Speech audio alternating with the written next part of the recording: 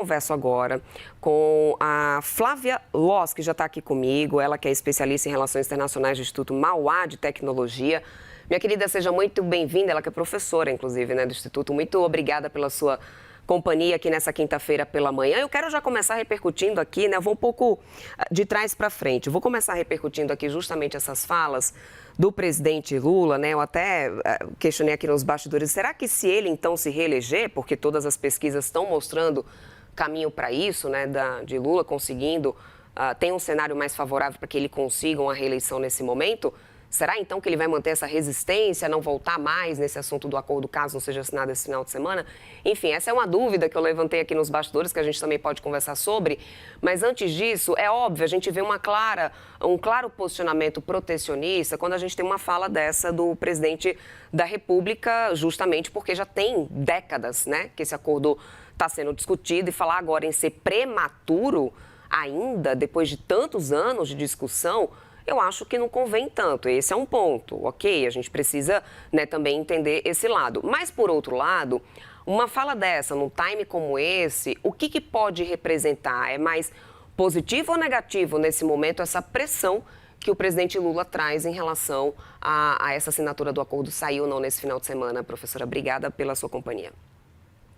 Bom dia, Débora. Obrigada pelo convite. Essa pressão, na verdade, é calculada, é uma resposta diplomática à fala da primeira-ministra italiana, Giorgia Meloni, porque ela fez uma demonstração de, então, uma certa resistência com o acordo, mesmo depois de 26 anos de negociações.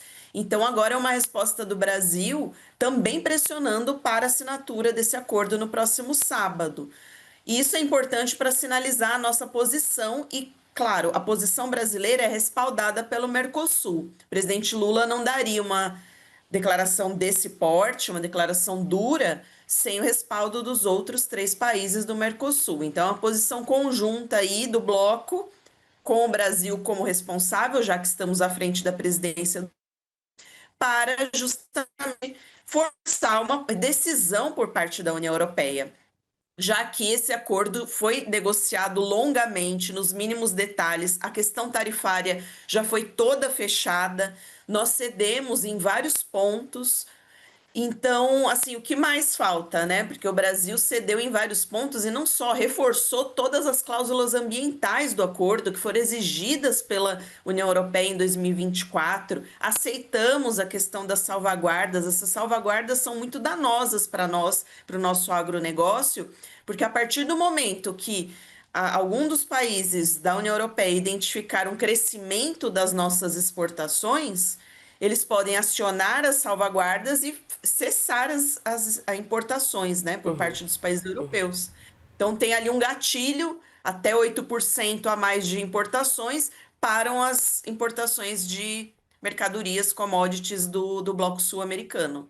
Agora, professora, essa resistência clara, né, da Itália que a gente teve ontem, que já repercutiu muito, inclusive, não só aqui para o Brasil, ou seja, não é um assunto de interesse puramente do Brasil, mas a gente viu isso estampando as principais manchetes ontem, né, de veículos importantes aqui na América Latina. Essa resistência, somada à posição que já é também amplamente conhecida da França, muda o peso político desse acordo dentro da União Europeia? Ou ainda esse é um ruído administrável pela Comissão Europeia nesse momento, às vésperas dessa expectativa dessa assinatura? É um peso muito importante, principalmente por conta da Itália, porque para que seja aprovado nesse momento, dentro ainda da Comissão Europeia, o que é preciso é que a gente tenha 15 países dos 27 da União Europeia aprovando, que representem 65% da população da União Europeia. E a Itália sozinha conta com 59 milhões de habitantes. Então, isso já é um peso diferente para a decisão italiana.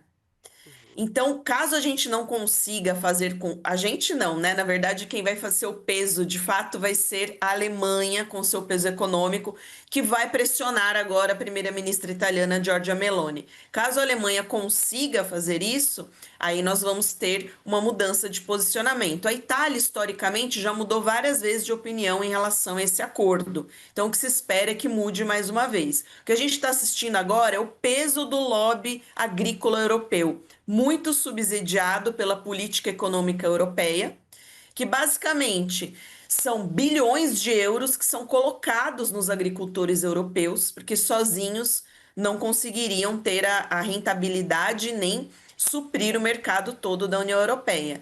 Então, é um setor econômico muito protegido e que pressiona os seus governos. E é isso que a gente está vendo, por exemplo, nessa manifestação que terá hoje em Bruxelas.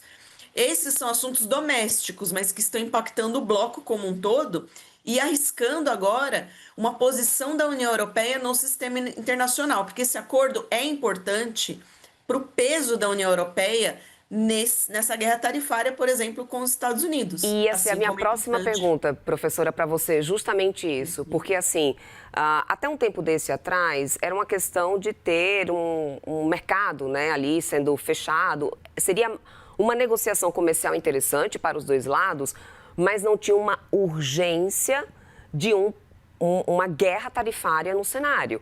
E muitas conversas aqui com analistas, com especialistas, eu via que, nesse momento, esse acordo, ele deixou de ser simplesmente bem-vindo e passou a ser necessário.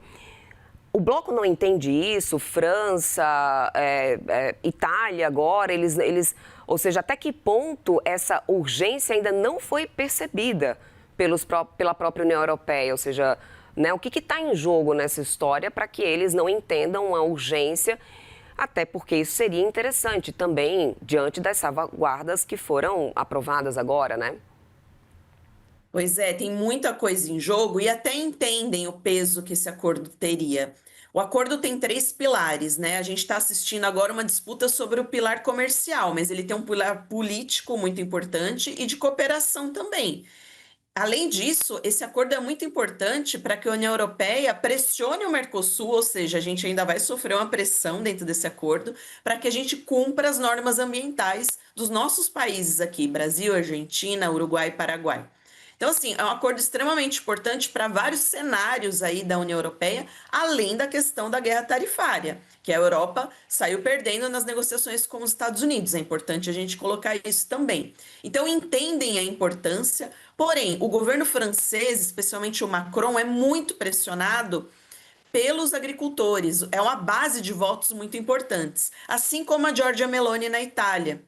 Então, o que acontece, mais uma vez, é esse lobby desses setores econômicos pressionando. Então, são questões internas da França, da Itália, da Polônia, mobilizando o bloco inteiro. Isso já aconteceu em outras ocasiões dentro da União Europeia. É difícil ter um consenso entre todos os países, mas no caso do acordo, o que a gente vê são interesses extremamente específicos desses agricultores contra um acordo que é de interesse geral. Por isso que a Alemanha vai pressionar tanto para que esse acordo saia, porque do ponto de vista industrial, isso para qualquer país da União Europeia, esse acordo é extremamente importante, porque eles vão exportar aqui para os países do Mercosul. Lembrando que principalmente o Brasil é um mercado enorme para isso. E nós aceitamos isso. Teve aí um convencimento da indústria brasileira, argentina, para que a gente tivesse acesso a também partes, né, partes de componentes industriais que são importantes aqui para a nossa indústria. Então, teve todo um trabalho ao longo desses 26 anos para que o Mercosul também aceitasse essas condições. Por isso, a fala do presidente Lula foi tão dura nesse momento. Uhum. Acaba sendo bem-vinda, né? Porque nesse mundo diplomático, alguns momentos a gente precisa se posicionar, né, professora? Bom, para a gente amarrar aqui o nosso papo, professora, diante, né, de tudo que a gente teve, então, nessa última semana em relação a esse acordo Mercosul e União Europeia. Quero ouvir-te sobre expectativa. Qual que é a sua expectativa, pela tua experiência, pelo que a gente já vem acompanhando de discussões, debates? Qual é a possibilidade da gente ter uma assinatura nesse final de semana na cúpula desse acordo? Na minha análise, esses 2 dias agora, quinta e sexta, vão ser fundamentais para a aprovação desse acordo, porque a gente vai ter uma grande pressão da Alemanha. A Alemanha, como você colocou, é o motor econômico da União Europeia.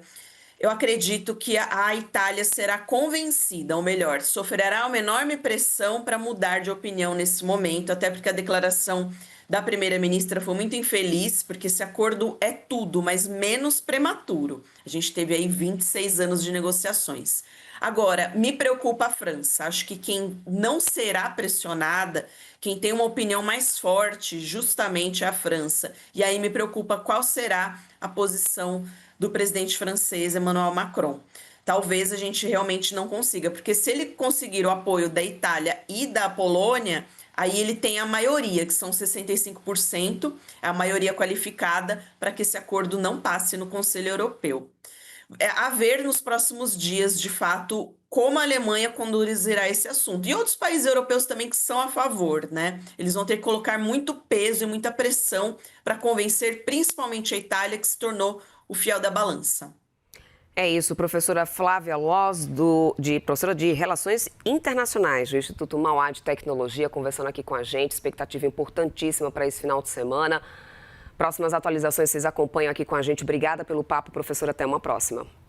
Muito obrigada. Ótimo dia. Até mais. Bom dia para você também.